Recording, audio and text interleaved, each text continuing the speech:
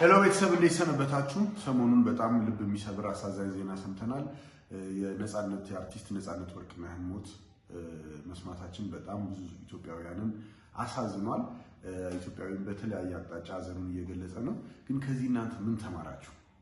እኔ በጣም እንደዚህ አንኤክስፔክትድ የሆኑ ነገሮች ሀፕን ሲያደርጉ ማሰላሰል እወዳለሁና ለራሴ ከዚህ ምን ተማርክ የሚል ነገር ነው ያየሁት። ሳሰላስል አንድ ያስተዋልኩት ነገር ምንድነው? ያው በመሞቱ አድናቂዎቹም በተለይ ደግሞ ልጆቹና ሚስቱ ወንድምና እህቶቹ መጎዳታቸው በጣም የማይቀር ነገር የሚያሳዝን ነው። እንዲሁም ከነሱ አልፎ እኛ አድናቂዎቹም በጣም እናዝናለን። ከዛ ባሻገር ግን ባለው ሁኔታ ስታዩት ከዚህ ከሀዘን ባሻገር ስታዩት የሚያስቀና ህይወት ነው የነበረው ነጻነት ወርቅነህ። ለምንድን ነው የሚያስቀና ህይወት ያላችሁኝ እንደሆነ በጣም ከልጅነቱ ጀምሮ ቤተሰቦቹን እየታገለ ወይም ደግሞ እየተቆጡት ልቡ የተመኘውን ነገር ነው የኖረው። በጣም ብዙዎቻችን ሚስ የምናደርገው ወይም የሌለን ነገር የምንወደውን ነገር የመኖር ነጻነት ነው። ነጻነት ወርቅነህ የሚወደውን ነገር ከልጅነቱ ጀምሮ ኖሮታል። እድሜ ልኩን ሲሰራ የነበረው የሚወደውን መኖር የሚፈልገውን አይነት ህይወት ነው የኖረው። ፊልሞችን ሰርቷል፣ ቲያትር ሰርቷል። እንዲሁም ደግሞ በጣም በጥሩ ሁኔታ የተወደደ የቴሌቪዥን ፕሮግራም የሚያቀርብልን ነበረ። ይህንን ፕሮግራም ከስቲቭ ሃርቪ መቼም ይህንን ቆንጆ አድርጎ ለማቅረብ ብዙ ቤንችማርክ ለማድረግ መማር የነበረበት ነገሮች ይኖራሉ። ህዝቡን ለማዝናናት ውስጥ ያለውን ጸጋ ነፃ አድርጎ ማውጣት ይኖርበት ነበርና እነዚህ ነገሮች ሁሉ በብቃት አድርጎ ህዝቡን ስላስደሰተ ነው የሁሉ ሰው ያዘነው እና ልቡ የተመኘውን ነገር መኖር መቻሉ የሚያስቀና ነገር ነው። ብዙዎቻችን የምንወደው ነገር ሌላ ቦታ ምን ኑሮ ሌላ ነው። እኔ እኮ እንዲህ መሆን ነበር የምፈልገው፣ እኔ እኮ እንዲህ ማድረግ ነው የምፈልገው እያልን ቀጠሮ እየቀጠርን ልክ እርግጠኛ ሆነን ብዙ ዓመት እንደቀረን እርግጠኛ ሆነን የምንፈልገውን መኖር የምንፈልገውን ማሳካት የምንፈልገውን መስራት የምንፈልገውን መጽሐፍ የምንፈልገውን መጽሐፍ ታለንታችንን አውጥተን መስራት ያለብንን ነገሮች ለመስራት ቀጠሮ እንሰጣለን። ነጻነት የለንም።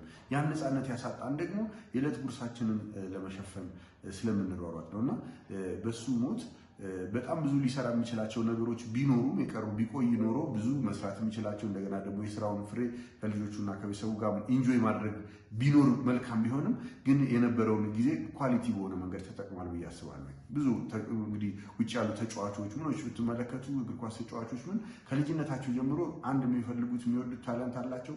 እግር ኳስ መጫወት ሊሆን ይችላል ወይ ሙዚቃ፣ እሱን እድሜ ልካቸውን ይኖሩታልና እንደዚህ አይነት ህይወት መኖር በጣም የሚያስቀና ነገር ነው እና የሚወደውን ነገር ለመኖር ዋጋ ደግሞ ከፍሏል።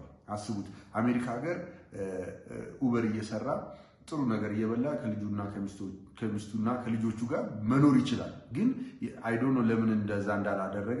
ግን ዝም ብዬ ስገምት ለሱ ህይወት ጣም የሚኖረው መኖር የሚሆንለት ውስጡ ያለውን የድርሰት ችሎታውን የሚያወጣበት፣ አክቲንግ ችሎታውን የሚያወጣበት፣ የሚያደምጡትን ሰዎች ሰርቭ የሚያደርግበትን ኢንቫይሮንመንት ውስጥ መኖር ነው ለሱ መኖር ኳሊቲ ማለት እና ያንን ለመኖር ይህንን ሳክሪፋይ አድርጓል። ልጁንም ወላጆቹ እንደ ቲያትር ቤቶች እንዳይሄድ ሲታገሉ ታግሎ ማሸነፍና መውጣቱ ለሚፈልገው ነገር ዋጋ መክፈሉን የሚያሳየን ነውና እኔ ይህንን ነገር ነው ሳሰላስል የነበረው።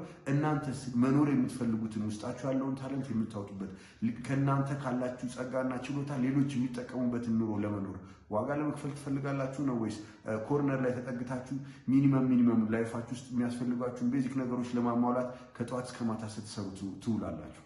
እኔ ትሬዲንግን በጣም የምወድበት እና በሙሉ ልቤ የተማመኘ ወደዚህ ቢዝነስ እንድገባ ያደረገኝ ላለፉት 3 ዓመታትም በውርጫዬ በጣም ደስተኛ ነኝ። የሆነበት ምክንያት ምንድነው? በጣም ብዙ ሰዎች ለወር ገበያ የወር ወጫቸውን ለመሸፈን ወሩን ሙሉ የሚሰሩትን ስራ እኔ በ2-3 ትሬድ ሰርቼ ቀሪውን ጊዜ ደግሞ ልቤ የተመኘውን የምፈልገውን ማሳካት የምፈልገውን ነገር ለማሳካት ማንበብ ያለብኝን መጽሐፍ ወይም የምፈልገውን መጽሐፍ ለማንበብ መስራት ያለብኝን ለመስራት ኳሊቲ ታይም ከልጆቼ ጋር ለማሳረፍ ነፃነት ስለሚሰጠን ነው እና ትሬዲንግ ላይ ይህንን ነፃነት ለማግኘት ስል ደግሞ ረጅም ሰዓት እሰራለሁ። ያንን የማደርገው ነገ ያንን የምፈልገውን ነፃነት ሰለብሬት እንዳደርግ ነው። ነፃነት ኢዝ ኖት ፍሪ፣ ዋጋ ትከፍሉለታላችሁ። ቅድም እንዳለው ነፃነት ወርቅነህ ልጆቹና ሚስቱን እየናፈቀ እዚህ ኢትዮጵያ ተቀምጦ ውስጡ ያለውን ሙያ አውጥቶ እንዲሰራ አስገድዶት ነበር፣ ወይም ደግሞ እንደዛ ለማድረግ ወስኗል። እናንተም እሱ ብቻ አይደለም፣ በጣም ብዙ አርቲስቶች እነ ጥላሁን ጉግሳን ብትመለከቱ እንደዚሁ ኢትዮጵያ ውስጥ ትልቅ የሆነ ረጅም ጊዜ የቆየውን የቤተሰብ ጨዋታ የሚለውን ፕሮግራም ለኛ ያቀረበው ዋጋ ከፍሎ ነው።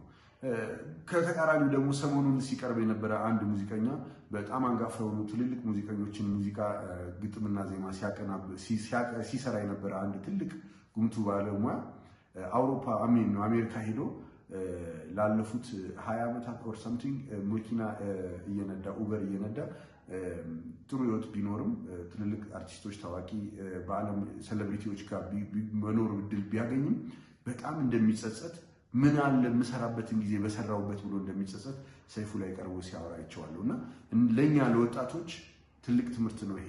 መኖር የምትፈልጉትን ነገር ዋጋ ከፍላችሁ ኑሩ። ማንበብ የምትፈልጉትን መስራት የምትፈልጉትን ታለንታችሁ አለኝ የምትሉትን ነገር ለማውጣት ነገ ብላችሁ ቀጠሮ አትስጡ። ዛሬው ሁኑ ያንን ነገር ኑሩት። ነገ አንሰርቴን ነው። ዛሬው ሁኑ ያንን ነገር ለመኖር ምንም ቅድመ ሁኔታ ሳታስቀምጡ ባላችሁ ነገር ባለው ሁኔታ ላይ ሆናችሁ ጀምሩ። ከዛ ደግሞ ይሄንን ለመኖር የምትፈልጉትን ኑሮ እንድትኖሩ ደግሞ ፋይናንሻል ፍሪደም ለማግኘት መስራት ያለባችሁን ኩክ የሆነ ምናልባት ሪላቲቭሊ ከሌሎቹ አንፃር ትንሽ ሰዓት ሰርታችሁ ብዙ የምታገኙባቸውን ስራዎች መርጣችሁ ስሩ። ትሬዲንግ ብቸኛው አማራጭ አይደለም፣ ብዙ አማራጮች አሉ ለእናንተ ታይም ፍሪደም የሚሰጣችሁ እና ህልማችሁን ፎሎ እንድታረጉ ፎከስ እንድታረጉ እድል የሚሰጧችሁ እና እንደዛ አድርጋችሁ ህይወታችሁን እንድትኖሩ አበረታታችኋለሁ። እኔ ይሄንን በግሌ ተምሬበታለሁ። እናንተ እስቲ ምን ተሰማችሁ በመሞቱ? ኮሜንት ላይ አስተያየታችሁን ጻፉልኝ። ታንኪዩ